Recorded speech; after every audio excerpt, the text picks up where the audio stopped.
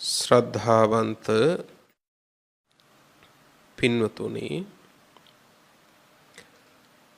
හැමදෙනාම ධර්ම ශ්‍රවණය කරන්නට සූදානම් වෙන වෙලාව එමින්ම දේශනාව බෞද්ධ ආරූප වාහිනිය ඔස්සේ ධර්ම දානයක් ලෙස ලොව පුරාම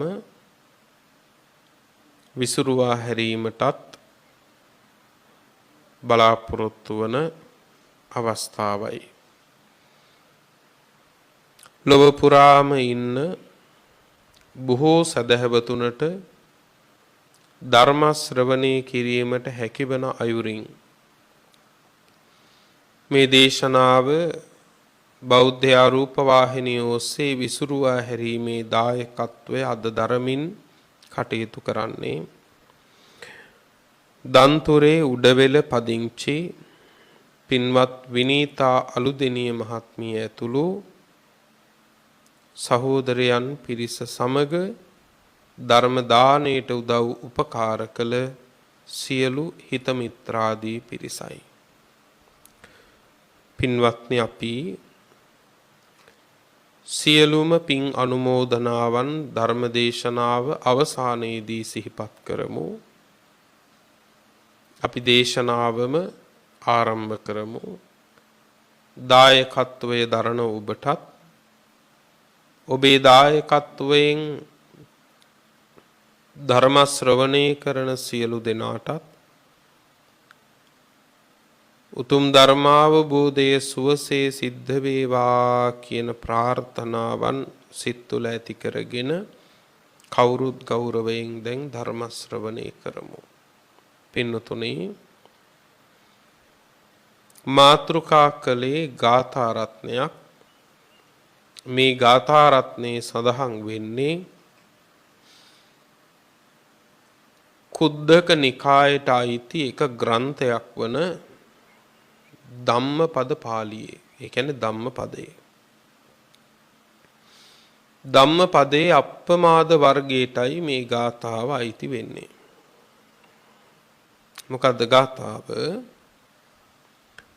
අප්පමාද රතෝ බික්ඛු පමාදේ භය දස්සීවා අබබ්බෝ පරිහානාය නිබ්බානස්සේව සංතිකේ. මොකද්ද මේකේ සරල තේරුම? අප්පමාද රතෝ බික්ඛු පමාදේ භය දස්සීවා. පමාදේ භය දස්සීවා.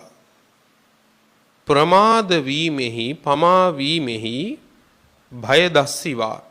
භය දකිමින්. මේ ශාසන ප්‍රතිපත්තියේ පමා වීමේ භය දකිමින්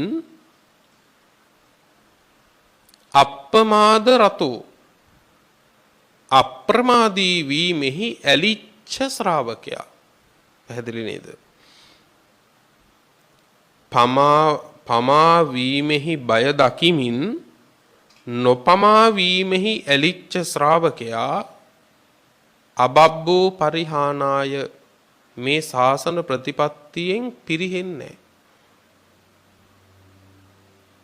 ශාසන ප්‍රතිපත්තියෙන් පිරිහෙන්නේ නැති මේ ශ්‍රාවකයා නිබ්බානස්සේව සන්තිකේ නිවන ළඟම ඉන්න කෙනෙක් කිව්වා. කියන්නේ නිවනට සමීප වෙච්ච කෙනෙක් කිව්වා. ඔන්න ඕක තමයි ගාථාවේ තේරුම. පමා වීමෙහි බය දකිමින් නොපමා වීමෙහි ඇලීමෙන් ඉන්න කෙනා මේ ශාසන පිළිවෙතේ පිරිහෙන්නේ. ඒ පුද්ගලයා නිවනට සමීප වෙච්ච කෙනෙක් කිව්වා. එතකොට යම් කිසි කෙනෙක් නොපමා භව කියන එක, අප්‍රමාදී භව කියන එක නැති වෙලා පමා වීමෙහි ඇලිලා ඉන්නවා නම්, ප්‍රමාද වෙලා ඉන්නවා නම් ඒ පුද්ගලයාගේ ස්වභාවය මොකද්ද? දැන් නොපමා වෙච්ච කෙනාගේ ස්වභාවය තමයි එයා ශාසන ප්‍රතිපත්තියේ පිරිහෙන්නේ, නිවනට සමීපව ඉන්නවා. යම් කිසි කෙනෙක් අප්‍රමාදී බව පැත්තකට දාලා පමා වෙලා කටයුතු කළොත් ශාසනේ එයාගේ ස්වභාවය කොහොමද එහෙනම්? එයාගේ ස්වභාවය තමයි පින්නතුනේ ශාසන ප්‍රතිපත්තිය පිරිහෙනවා. ශාසන ප්‍රතිපත්තිය පිරිහෙනවා. ශාසන ප්‍රතිපත්තියේ පිරිහෙනකොට ඒ පුද්ගලයා නිවනින් ඈත් වෙනවා. නිවනින් ඈත් වෙනවා. එතකොට දැන් පින්වත්නි අපි තෝරගන්න ඕන දේ තමයි මොකද්ද මේ ප්‍රමාදය මොකද්ද මේ අප්‍රමාදය. දැන් අපි පමා වීම කියන එක කියන්නේ පින්නතුනේ අද කරන්න තියෙන වැඩේ හෙටට කල් දාන එකට බොහෝ තැන්වල. පමා වීම නොපමා වීම කියන එක හුඟ දෙනෙක් තෝරගන්නේ පින්නතුනේ කාලය මුල් කරගෙන. මේක කාලය මුල් කරගෙන විතරක් මනින්න පුළුවන් එකක් නෙවෙයි. ඒක අපි කාටත් තේරෙන එකක් නේ. නේ? ඒකෙන් කියන්නේ වැඩ පහු කිරීම. අද කරන්න තියෙන එක හෙටට කල් දානවා නම් ඒකට කියන්නේ වැඩ පහු කිරීම. හැබැයි ඒක ධර්මයේ කියන මේ පමාවීම නෙමෙයි. ධර්මයේ කියන පමාවීම නෙවෙයි පින්නතුනේ. පින්වත්නි ධර්මයේහි පමාවීම කියලා විස්තර කරන්නේ. දැන් පමාවීම නොපමාවීම කියන වචන දෙකනේ අපිට බේර ගන්න තියෙන්නේ වෙන් කර ගන්න තියෙන්නේ. දැන් කියනවනේ ධම්පදේ පින්වත්නි මොකද්ද? අප්පමාදෝ අමත පදං පමාදෝ මච්චුනෝ පදං. ඊළඟ පද දෙක බලන්නකෝ. අප්පමත්තා න මීයන්ති යේ පමත්තා යතාමතා. මේ පද දෙක හරීම බරපතලයි. මොකද්ද මේ කියන්නේ? අප්පමත්තා න මීයන්ති අප්‍රමාදී අය ගිහි වුණත් පැවිදි වුණත් අප්‍රමාදී අය න මීයන්ති නොමැරෙන අය වෙනවා. හැබැයි යේ පමත්තා යතා මතා යම් පමා වෙච්ච කෙනෙක් ඉන්නවා නම් ජීවිතේ ඒ ප්‍රමාදී වූ කෙනා ගිහියෙක් වුණත් පැවිද්දෙක් වුණත් යතා මතා මැරුණා වගේ තමයි කිව්වා. මලවුන් හා සමානයි. එහෙනම් කවුරු හරි අප්‍රමාදීව කටයුතු කළා නම් ඒ අප්‍රමාදීව කටයුතු කරන කෙනා පින්නතුනේ මැරුණත් ඉන්නවා වගේ. හැබැයි කවුරු හරි පින්නතුනේ මේ ශාසන ප්‍රතිපත්තියේ ප්‍රමාද නම් ඒ ඔබ වෙන්න පුළුවන් ඒ මම වෙන්න පුළුවන් හිටියත් මැරුණා වගේ තමයි. එතකොට මේක එහෙනම් මේ ප්‍රමාදය අප්‍රමාදය කියන එක අපි එහෙනම් සුළුවෙන් හිතලා ඉවර කරන්න පුළුවන් දෙයක් නෙවෙයි පින්වත්නි. මේ ගාථාව කිව්වේ කවුද කාටද? බුදුරජාණන් වහන්සේ වදාළ ගාථා රත්නයක්. නමුත් මේක ඔබට මතකද චණ්ඩාශෝක මහරජුරවන්ට දේශනා කළා කවුද? නීග්‍රෝධ සාමණේරයන් වහන්සේ. චණ්ඩාශෝක මහාධිරාජ්‍ය චණ්ඩාශෝක රජුරෝ කියන්නේ අශෝක මහාධිරාජ්‍යයා. යටත් කරගන්නට බැරි වෙච්ච ජම්බුද්වීපයේ එක ප්‍රදේශයක් තිබුණා. ඒ තමයි කාලිංගය. ලේසි නෑ කාලිංගය යටත් කරන එක. හැබැයි කොහොම හරි කරලා මහා යුද්ධයක් කරලා අශෝක රජුරෝ කාලිංගයත් යටත් කළාද නැද්ද? කාලිංගෙත් යටත් කළා. හැබැයි මේ කාලිංගය යටත් කරගත්තට පස්සේ මේ අශෝක රජුරවන්ට අශෝක කියන එකට නමට කලින් තව කෑල්ලක් එකතු වුණා. ඡණ්ඩ අශෝක කියලා එකතු වුණා. ඡණ්ඩ අශෝක වුණා. ඇයි? දැන් කාලිංගයේ දිනුවට පස්සේ අශෝක අධිරාජ්‍යයාට දැන් මුළු ජම්බුද්වීපෙම තමන්ගේ විජිතේ. දැන් මුළු ජම්බුද්වීපෙම අධිරාජ්‍යයා කවුද? මේ කියන අශෝක අධිරාජ්‍යයා. නමුත් පින්නතුනේ සැනසෙල්ලක් නැහැ. සැනසෙල්ලක් නැහැ. ඇයි? කාලින්ගේ දිනාගෙන හැරිලා බලනකොට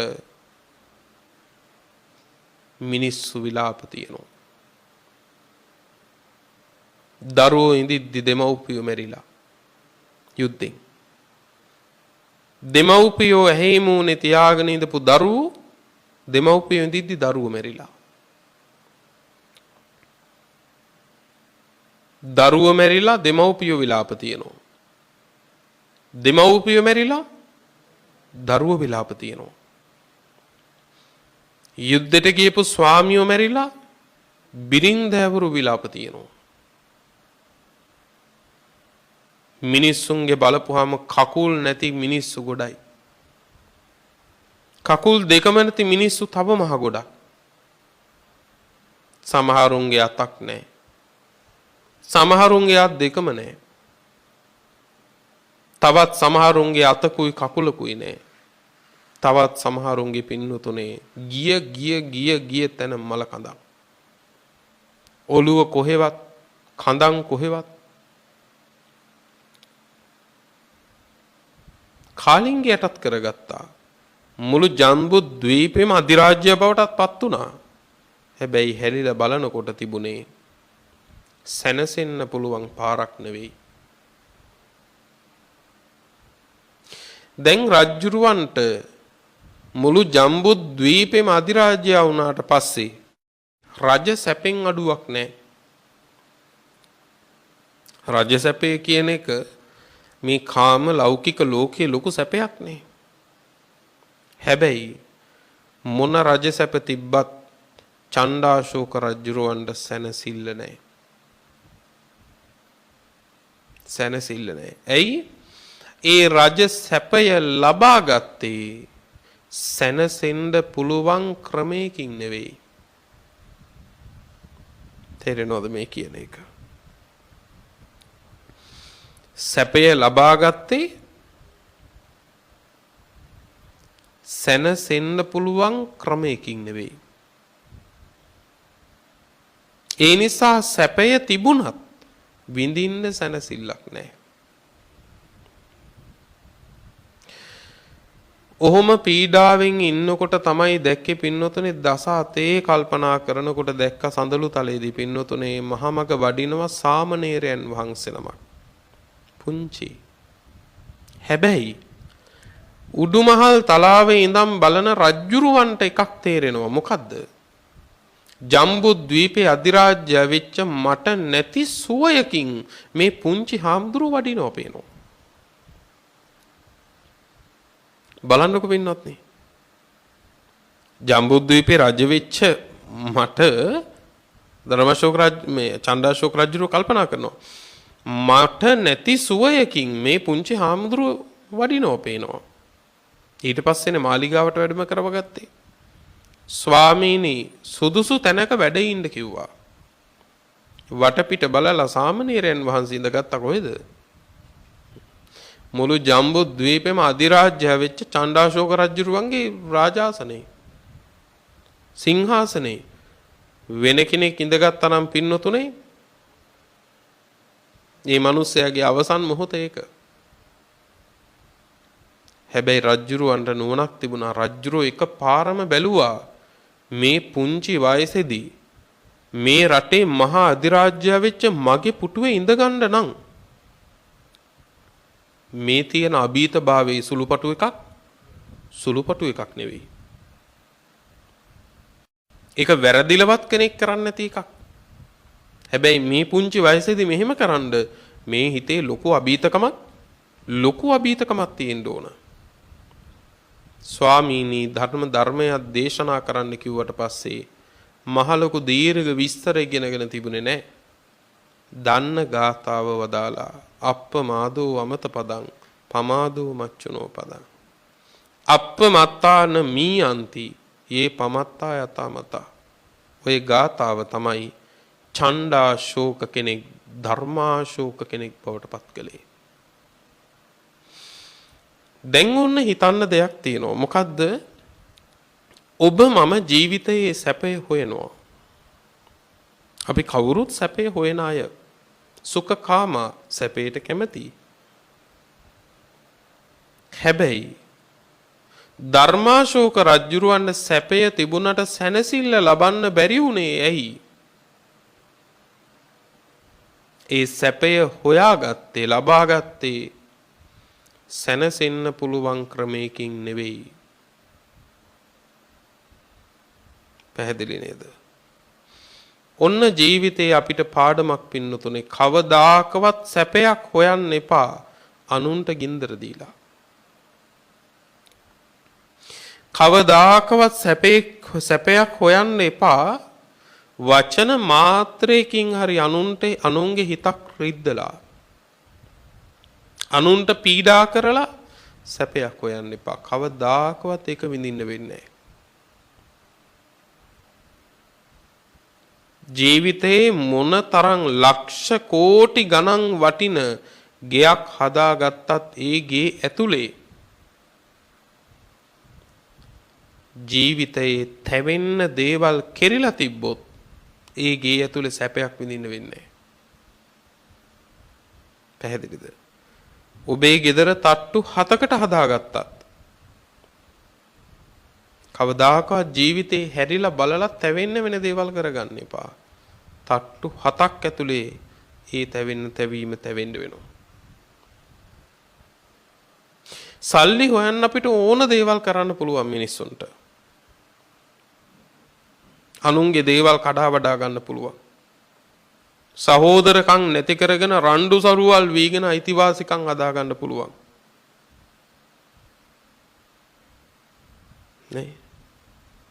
ඔය ඔක්කොම යුද්ධ කරලා ඔක්කොම කරගෙන ගුණ වලින් පිරිහිලා විනාශ වෙලා පින්නතුනේ අපායේ කට ළඟට යනකම් ගිහිල්ලා පින්නතුනේ අන්තිමේදී ලොකු ඇඳන් අරගෙන හොඳ සැප මෙට්ටත් අරන් ඒ ඇඳන් උඩට වෙලා ඒ මෙට්ට උඩට වෙලා පින්නතුනේ ජීවිතේ තැවෙන්න වෙන දේවල් කරගන්න එපා.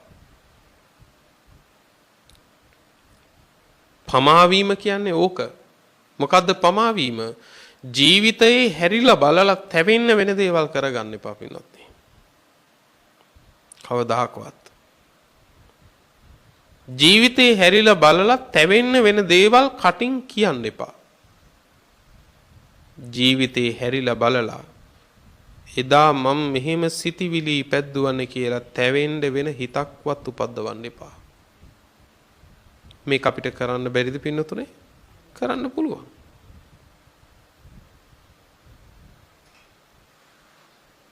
ඔබට මට පින්නතුනේ මැරෙන්න මොහොතක් එනවා. ඒ මැරෙන වෙලාවේදී පින්නතුනේ අපිට බොහෝ සෙයින් කර කියා ගන්න දෙයක් නැහැ පින්නතුනේ. දැන් අපේ දෑත දෙපයි හයිය තියෙනවා. කෙනෙකුට පහර දීලා කෙනෙක්ව මරලා එයාගේ දේවල් අයිතිවාසිකම් කරගන්න අපිට අයිති කරගන්න බැයිද? කරගන්නව නම් කරගන්න පුළුවන්. කෙනෙක්ව මරලා වුණත් පින්නතුනේ එයාගේ දේවල් අයිති කරගන්න පුළුවන් මේ පුළුවන් කාලේ. පුළුවන් කාලේ. හැබැයි ඊළඟට එන්නේ බැරි කාලේ. බැරි කාලේ ආපුවම අනුන්ගේ දේවල් අයිති කරගන්නවා තියා තමන්ගේ තියෙන දේවල් ටිකවත් පරිහරණය කරගන්න බෑ. එදාට තියෙන එක දෙයයි. මේ දෑත දෙපයෙන් මම මොනවද කළේ කියලා හිතන්න විතරයි අපිට ඉතුරු වෙන්නේ. ඒ හිතන්න වෙන දාට සතුටින් හිතන්න පුළුවන් දේවල් ටිකක් තිබ්බොත් හොඳයි. නේද පින්වත්නි? මේ කියන්නේ හෙට ඔබට වෙන දේ අද ටිකක් තේරුම් අරගෙන ජීවත් වෙමු කියලා. දැන් අද අපිට මහ සද්දෙන් කෑ ගහලා අනුන් බය කරගන්න කෑ ගහන්න පුළුවන් නේ.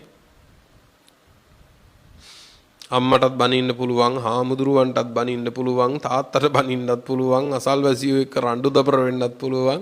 කොච්චර දේවල් මේ වචන වලින් කියන්න පුළුවන්ද? හිතට එන වේගෙට කටින් එළියට දාන එක විතරනේ තියෙන්නේ. නේ? හිතට එන වේගෙට කටින් එළියට යනවා. හැබැයි මොන වෙලාවක් හරි එනෝ පින්නතුනේ හිතේ යම් ද්වේෂයේ අඩුවීමක් වෙන ඒ වෙනකොට පින්නතුනේ අය කටින් ගියපුවා කියපු අයට මතක නැහැ සමහර විට. හැබැයි අහපු මිනිස්සුන්ට මතකද නැද්ද? අහපු මිනිස්සුන්ට මතකයි.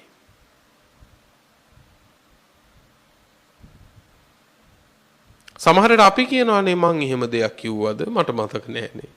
අපිට මතක නැහැ හිටියේ රත් වෙලානේ. හැබැයි අහපු මිනිස්සුන්ට මතකයි.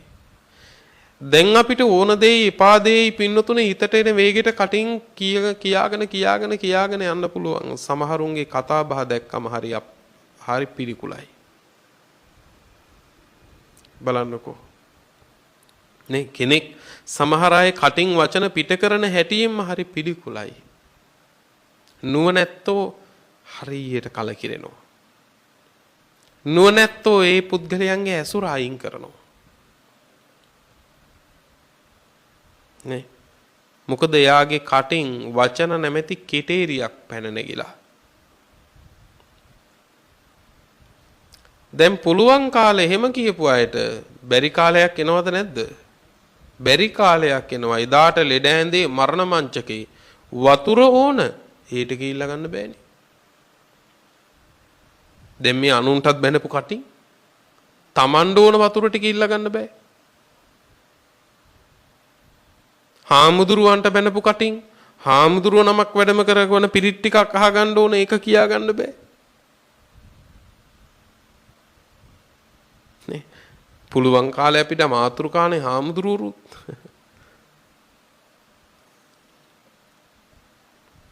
නේද? හාමුදුරුවන්ටත් බනිනවා සමහර වෙලාවකදී. හාමුදුරුවන්ටත් බැනලා ඔන්න මරණාසන්න වෙනකොට පින්නතුනේ හාමුදුරුව නමකටම පූජා කරන්න ඕන වෙනවා අටපිරිකරක්.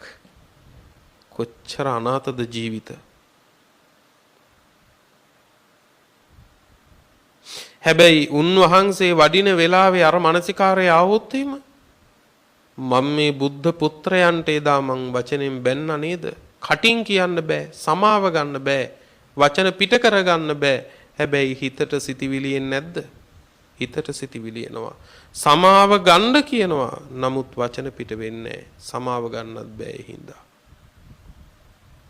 සංසාරේ කොහොම අනතුරකද වැටෙන්නේ පින්නතුනේ. එතකොට බලන්න ජීවිතේ කවදාකවත් බැරි තැනදී තැවෙන්න වෙන දේවල් කරන්න එපා. බැරි තැනදී තැවෙන්න වෙන දේවල් කියන්න එපා. බැරි තැනදී පින්නතුනේ තැවෙන්න වෙන දේවල් හිතන්නවත් එපා. හිතුවොත් එහෙම දේවල් කිව්වොත් එහෙම තැවෙන්න වෙන දේවල් කළොත් එහෙම තැවෙන්න වෙන දේවල් ප්‍රමාදයි. ශාසනයේ පිරිහිලම යනවා. නිවනට ළඟයිද දුරයිද? නිවනට දුරයි. නිවනට දුරයි. ඒ පස්සේ තැවිලා සිහි කරන්න වෙන දේවල් කරපු අය, කියපු අය, හිතපු අය ඒ නිවනට දුර ගමන සුගතියේ ඉඳලා යයිද මහා දුගතිය වැටිලා යයිද? නැපිනොත් මහා දුගතියක තමයි පින්නතුනේ වැටෙන්නේ. මහා දුගතියක වැටෙනවා. එතකොට මතක තියාගන්න ප්‍රමාදේ කියලා ධර්මයේ උන්න විස්තර කරනවා මොකද්ද? දුසිරිත් වල යෙදීම, තුන් දොරින් දුසිරිත් කිරීම, දස අකුසල් වල යෙදීම ප්‍රමාදේ කියලා පෙන්නනවා ධර්මයේ. ඒ ටික තමයි මං කිව්වේ තැවෙන දේවල් කරන්න එපා.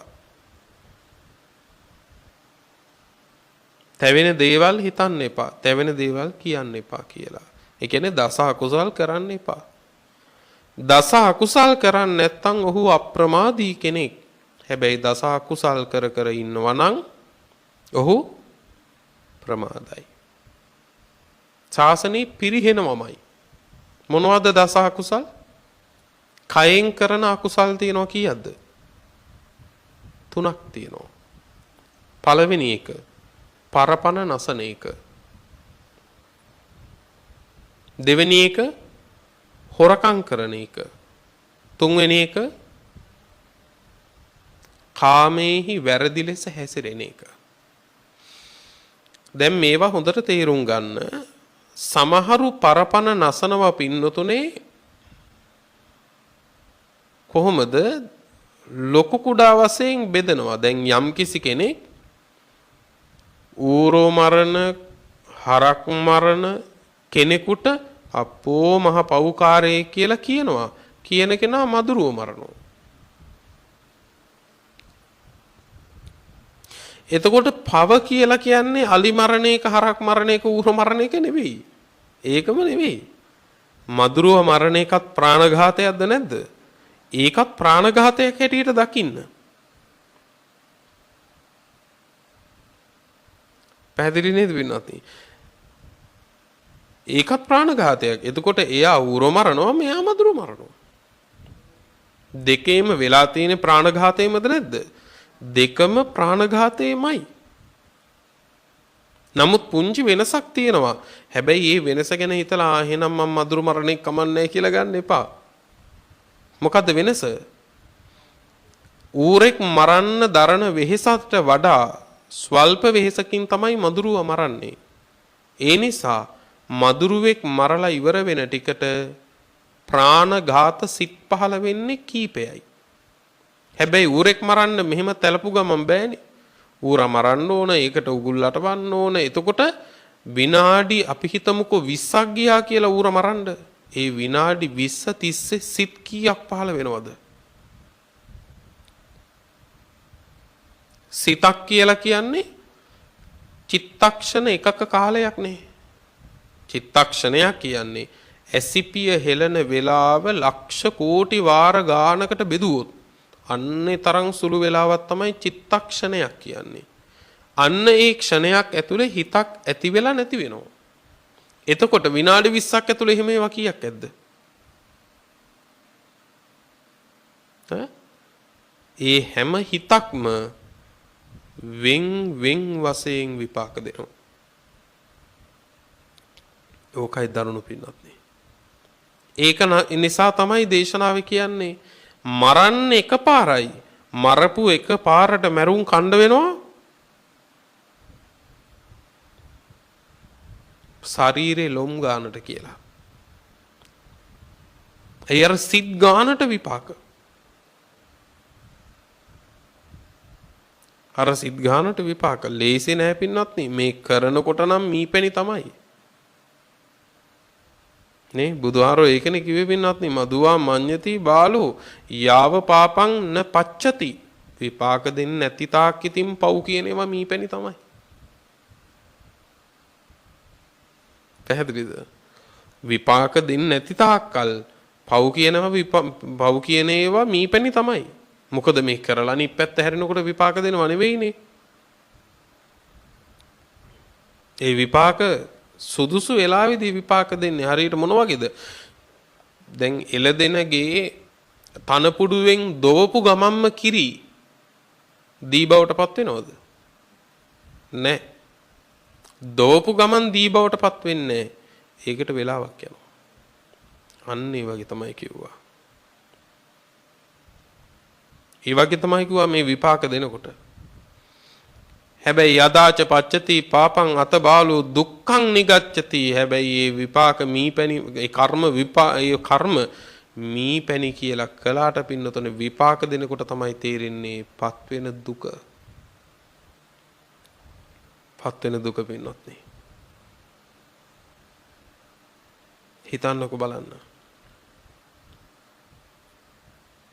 ආනන්තරීය කර්මයක් කරනවා. අම්මා මැරුවා. එච්චරයි. විපාකේ ආනන්තරීය කර්මයේ විපාක වශයෙන් අත දිගෑරියවගේ මැරිච්ච ගමන් අවීචියේ කල්පයක් කිසි කෙනෙකුට පිළියම් කරන්න බෑ. කිසි කෙනෙකුට බේරන්න බෑ. දැන් പ്രേත ලෝකේ උපන්න කෙනෙකුට පිනක් දීලා අනුමෝදන් වෙන්න හරි අවස්ථාව දෙන්න පුළුවන්. වැටුනොත් අවීචියට නිරේට ඒක කරන්න බෑ. අයි බේරන්න බෑ පින්නත් නේ. කල්පේම දුක් විඳින්න ඕනේ. එතකොට එක අම්මා කෙනෙක් එක මොහොතකට මරන්න විනාඩි 5ක් ගියා කියන්නකෝ. මොහොතකට නැගිච්ච කේන්තිය උදැල්ල තිබුණා ළඟ උදැල්ලෙන් ගැහුවා අම්මා මැරුණා. හැබැයි කල්පයක් විපාකේ අවීචියේ විතරක්. හැබැයි අවීචියෙන් ගොඩට එන්නේ විපාක ඉවර කරගෙනද? නෑ පින්වත්නි. එතන ඉඳලා පින්වතුනේ මරුන් කන වාර අනික් තැන්වල ඉඳලා මහ මුගලන් මහරහතන් වහන්සේ 이르දිමතුන් අතර අගතැන්පත් වෙලත් පිරිනිවන් පෑවේ පින්වතුනේ සසර ඉවර කරලත් පිරිනිවන් පෑවෙත් පින්වතුනේ විපාකෙ විඳගෙනනේ. පේනව නේද පින්වත්නි? තවත් සමහරු ඉන්නවා පින්වතුනේ අන්නේ සත්වයන් දුකෙන් මුදවන්න කියලා මරනවා. දැන් අපි හිතමු පින්වතුනේ මුවෙක් හරි ගෝනෙක් හරි අහුවෙලා ඉන්නවා උගුලකට. දැන් ඊටාම් දුකටපත් වෙලා. ඊටාම් දුකටපත් වෙලා. අනේ ඉතින් මේ දුක විඳ විඳ ඉන්නවට වඩා හොඳයි මැරිලා යන්නේ කියලා මරලා දානවා. මොකද වෙන්නේ? ප්‍රාණඝාතේමයි. ඒ දුකෙන් මුදන චේතනාවක් එහෙම කරන්න බෑ පින්නොත්. මොකද ඒ සත්වයට ඕනේ මැරෙන්න නෙවෙයි. ඒ සත්වයට ඕනේ ජීවත් වෙන්න. දැන් කවුරු හරි ලෙඩක් දුකක් හැදිලා අවුරුදු ගාණක් ලෙඩ ඇඳේ ඉන්නකොට අපි කියන කතාවක් තියෙනවා. මොකද්ද? අම්මේ ඔහොම දුක් විඳිනවට නම් වඩා හොඳයි මැරෙන එක. දැන් ඔබට තේරෙනවද මේ කියපු කියමනේ තියෙන බරපතලකම?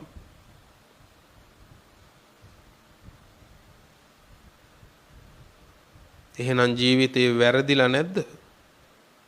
ලොකු වැරදිලා ඉන්නේ අපිට.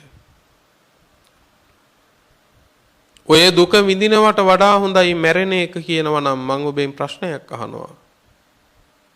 ඒ ලෙඩ වෙලා එකතෙන් වෙලා ඉන්නේ ඔබේ දරුවා නම් ඔබ ඔය කියමන කියන්න සූදානම්ද?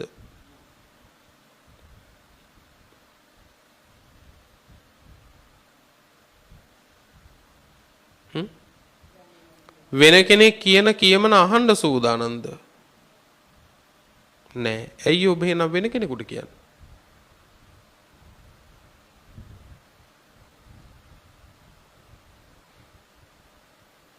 අපි මේ ධර්මයේ ඉඳලා තියෙන්නේ නෑ. ධර්මයේ නෙමෙයි ඉඳලා තියෙන්නේ. ඔය හැම එකකම අපි අපේ කුසල් හිත විනාශ කරගෙන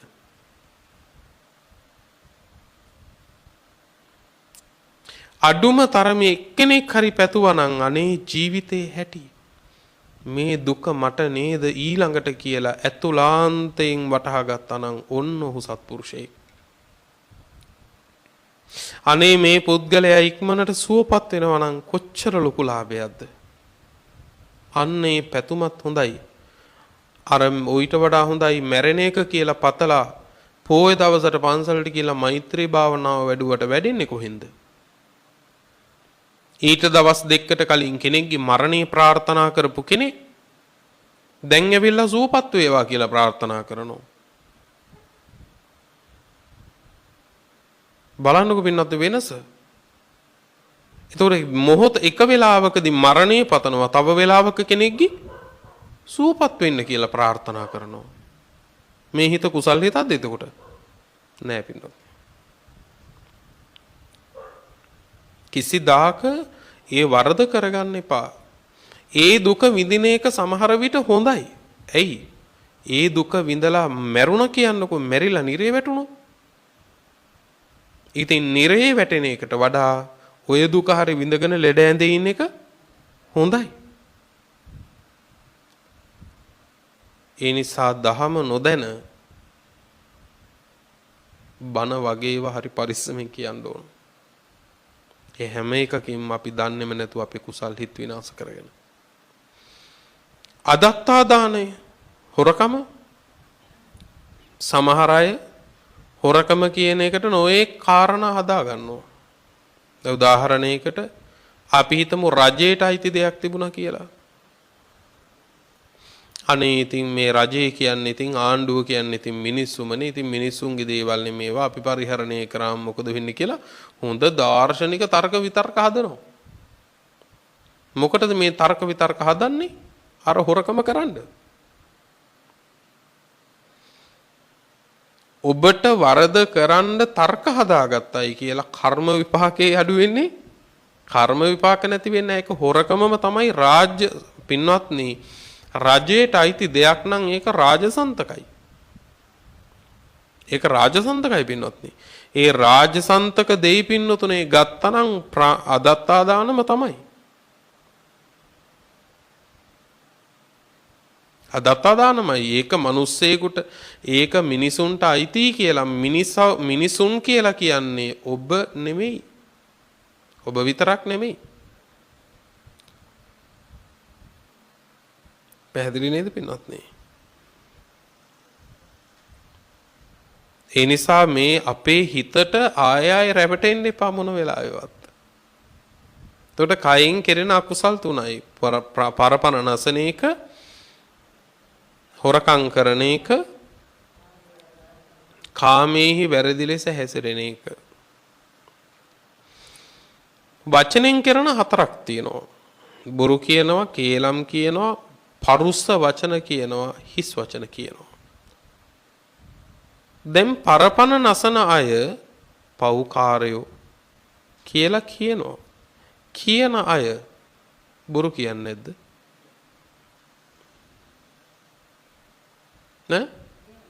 කියනවනේ. එතකොට එයා කායික අකුසලයේ කරලා නැහැ. එයා කරලා තියෙන්නේ වාචික අකුසලයේ. ඉතින් දෙන්නම ඉන්නේ එක තැනනේ.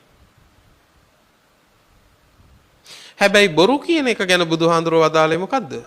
මහණෙනි, ඒකං ධම්මං අතීතස්ස මුසාවාදිස්ස ජන්තුනෝ විතින්න පරලෝකස්ස නත්ති පාපං අකාරියං. බොරු කියන එක නැමැති එකම ධර්මයේ කරන කෙනාට කරන්න බැරි පාපයක් නැහැ කිව්වා.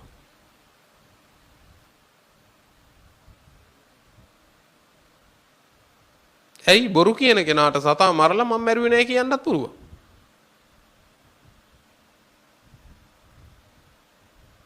පැහැදිලි නේද පින්වත්නි? ඒ නිසා අනුන්ගේ අකුසල් හොයන්න එපා මොන වෙලාවෙවත්. දැන් අනුන්ගේ අකුසල් හොයනකොටනේ අපිට එයා හොරකම් කරන කෙනෙක්, එයා බොරු කියන කෙනෙක්, එයාගේ බොරු කියන ඒවා, එයාගේ හොරකම් කරන ඒවා, එයා පරපරනසන ඒවා හොයන්න අපි ඔහේ තොරතෝංචියන් නැතිව එලෝ මෙලෝ නැති කතා කර ඉන්න එක අපිට තේරෙන්නේ නැතුව යනවා. මේ ධර්ම මාවතේ දියුණු වෙන්නේ අනුන් ගැන හොයන අය නෙවෙයි. මේ ධර්ම මාවතේ දියුණු වෙන්නේ තමන් ගැන හොයන අය. පරවජ්ජානුපස්සිස්ස නිච්ඡං උජ්ජාන සංඤිනෝ ආසවා තස්ස වඩ්ඩಂತಿ ආරාසෝ ආසවක්ඛය. බුදුහාර අදාළේ මොකද්ද? පරවජ්ජානුපස්සිස්ස, අනුන්ගේ වැරදිම දකින අයට නිච්ඡං උජ්ජාන සංඤිනෝ, නිතරම ඇතිවෙන හැඟීම තමයි මම හරි.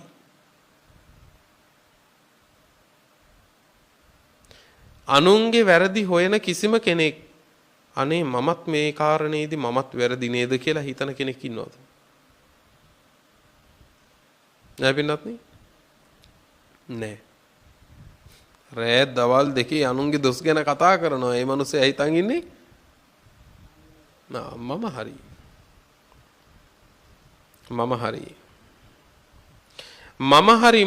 මම හරි කියලා ඉන්න තාක්කල් එයාට එයාගේ අකුසල් ටික හොයාගන්න බැරුව ඒ අකුසල් වලින්ම යට වෙලා වැහිලා විනාශ වෙලාම යනවා.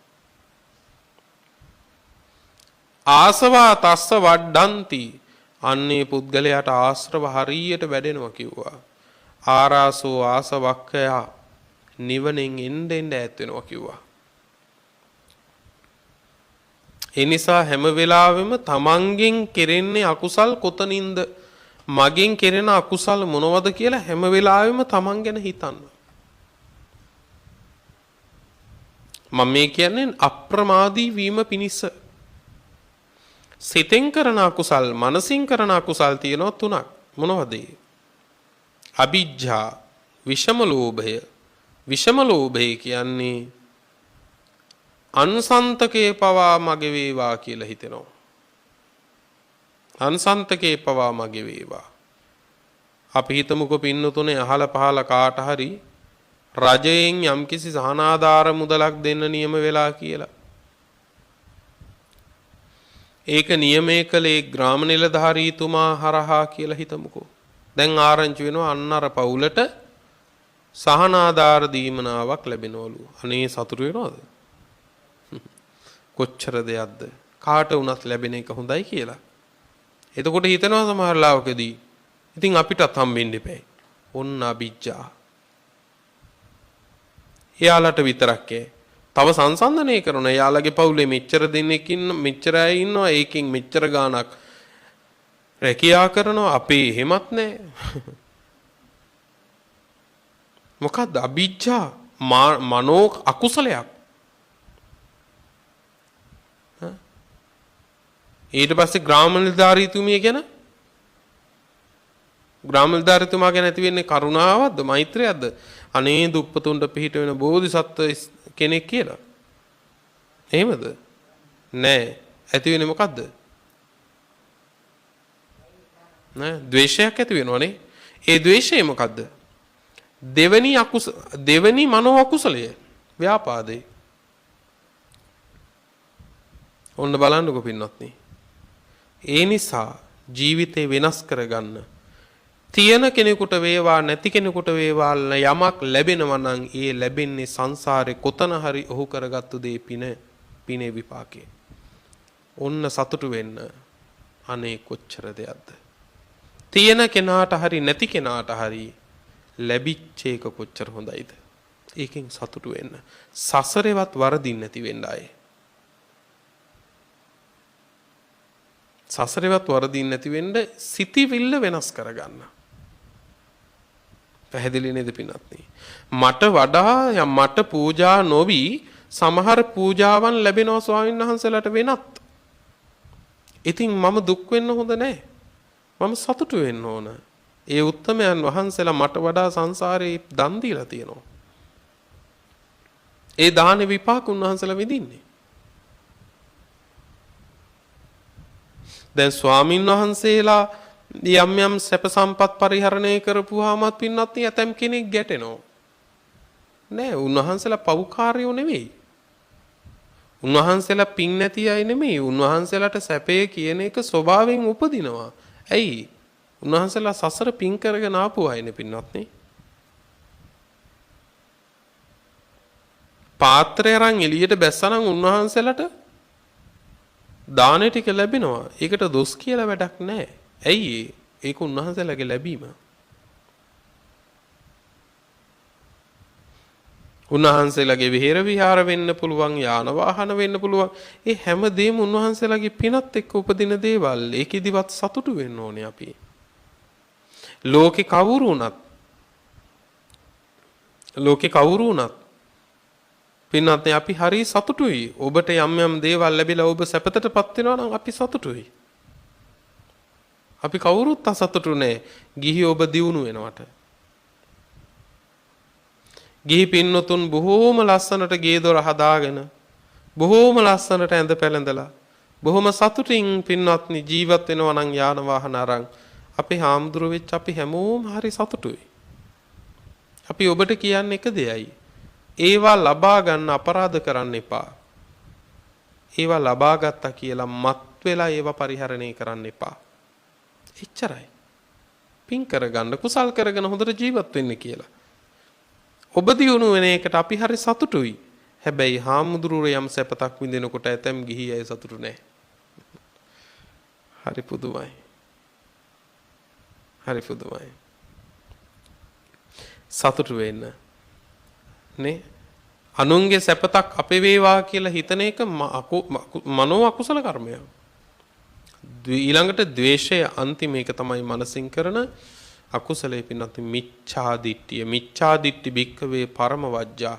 බරපතලම පින්නතුනේ වර්ධ තමයි මොකද්ද? මිත්‍යා දෘෂ්ටිය. එතකොට මෙන්න මේ දස අකුසල් වල යෙදෙන එක තමයි ධර්මයේ ප්‍රමාදය කියලා කියන්නේ. එහෙනම් අප්‍රමාදය කියලා කියන්නේ මොකද්ද? මේ දස අකුසලයෙන් වෙන්ව වාසය කිරීම. පැහැදිලි නේද? ඊළඟට පින්වත්නි දේශනාවේ තවත් පෙන්නනවා ප්‍රමාදය කියලා මොකද්ද? සිහිය නැතිකම. සිහිය නැති වුණාම තමයි අර ඇතිවන අකුසල් සිත හඳුනා ගන්න බැරි වෙන්නේ. පැහැදිලි නේද? දැන් දස අකුසල් කරන එකනේ ප්‍රමාදය. ඒ දස අකුසල් කරන්න සිතක් පහළ වෙන්න එපැයි. ඒ සිත පහළ වුණාම අඳුනා ගන්න බැරි වෙන්නේ සිහිය නැතිකම නිසා. ඒ සිහිය නැතිකමත් ධර්මයේ ප්‍රමාදයේ හැටියට හඳුන්වලා තියෙනවා. පැහැදිලිද? එතකොට එහෙනම් දැන් ඔබ බලන්න ඕන මම ප්‍රමාදද අප්‍රමාදද? එතෙන්දී ආයේ සංසන්දනයකට යන්න එපා. කොහොමද? එයාලා කරන ඒවා හැටියට ඉතින් මම එච්චර ප්‍රමාද නැහැ. එයාලත් එක්කම මේක නිවන් දකින්න බෑනේ. සංසන්දනය කරලා තරාදිය දාලා බින්නතුනේ සංසාර දුක් හම්බෙන්නේ නැහනේ. ඒ නිසා අනික එක්ක සසඳන්න යන්න එපා ජීවිතේ. ඒකෙන් ආයෙත් කරගන්නේ අපි ඉන්න විදිහ හරි කියලා තහවුරු කරගන්න එක නෑ. මේක ගලප ගන්න ධර්මයක. පැහැදිලි නේද? අනික් කෙනා වහ කාපු තරමට මං ඉතින් කෑවේ නෑනේ කියලා වහ කෑවොත් මොකද වෙන්නේ? ඒත් වෙන්නේ ඒ විපතම තමයි. ඊටත් වඩා දරුණු විපතක් වින්නතුනේ. අනෙක් අය අකුසල් කරන ඒවත් එක්ක අපි කරන ඒවා ඉච්චර දේවල් නෙමෙයි කියලා කරන්න ගත්තොත් ඒක ඊට වඩා විපතක්. මොකද වස කෑවොත් එක භවයක විතරයි මරණය. හැබැයි මේ අකුසලයේ කරගත්තොත් සංසාරෙම ලොකු අනතුරක්ද නැද්ද? ලොකු අනතුරක්. ඒ නිසා ජීවිතයේ දස අකුසලයට නම් ජීවිතේ නතු කරන්න එපා. නැවත දස අකුසල් මතක් කරනව මොනවද? කයෙන් කරන අකුසල් 3යි. පරපණ නසන එක, හොරකම් කරන එක, වැරදි කාමසේවනය. වචනෙන් කරන අකුසල් 4යි. බොරු කියන එක, කේලම් කියන එක, පරුස වචන කියන එක, අහන කෙනාටත් කියන කෙනාටත් වැඩක් නැති තොරතෝංචියක් නැති කතාව. කොච්චර තියනවදනේ? ඒවා අයින් කරගන්න. එතකොට ඔබට හුඟක් දේවල් අහන්න ඉඩ ලැබෙයි. ඔබ නිහඬ වෙච්ච තැන හුඟක් දේවල් ඔබට ඇහෙනවා. හොඳට බණ අහන්න පුළුවන් නිහඬ වුණොත් අපිනේ. එතකොට ඊළඟට මනසින් කරන අකුසල් 3යි. විෂම ලෝභය, ඒකට කියනවා අභිජ්ජාව. ඊළඟට ව්‍යාපාදය, ද්වේෂය, අන්තිම එක මිච්ඡා දිට්ඨි. මේ අකුසලයන්ගෙන් වෙන්ව වාසය කරන්නේ නම් මේ ශ්‍රාවකයා මේ ශාසන ප්‍රතිපත්තියේ පිරිහෙන්නේ. ඒ ශ්‍රාවකයා නිවන සමීපේ ඉන්න කෙනෙක් කිව්වා. ඔබ අප්‍රමාදීව කටයුතු කරන්න. සියලු කුසල් අප්‍රමාදයේ මුල් කරගෙනයි පවතින්නේ. සියලු කුසල් පවතින්නේ මොකක් මුල් කරගෙනද? අප්‍රමාදයේ මුල් කරගෙන. එහෙනම් සෑම අකුසලයක්ම පවතින්නේ ප්‍රමාදයේ මුල් කරගෙන. පැහැදිලි නේද? හරියට ඇතෙකුගේ ඇත් පියවර ඇතුලේ අනෙක් හැම සත්වයකගෙම පියවර තියන්න පුළුවන් නේ? ඇතෙක්ගේ ඇත් පියවරක් මහ පොළොවේ තිබ්බම ඒක ඇතුලේ හැම සත්වයකගෙම පාදේ තියන්න බැයිද? තියන්න පුළුවන්. අන්න ඒ වගේ තමයි හැම කුසලයක්ම අප්‍රමාදයේ ඇතුලේ තමයි තියෙන්නේ. ඒ වගේම සෑම අකුසලයක්ම ප්‍රමාදයේ ඇතුලේ තියෙන්නේ. ඒ නිසා ප්‍රමාදය දුරු කරගෙන අප්‍රමාදීව කටයුතු කරගන්න. ඔබට නිවන් සම්පත් පිණිස මේ දේශනාව උපකාර වේවා කියන ප්‍රාර්ථනාවෙන් දේශනාව නිමාවට පත් කරනවා.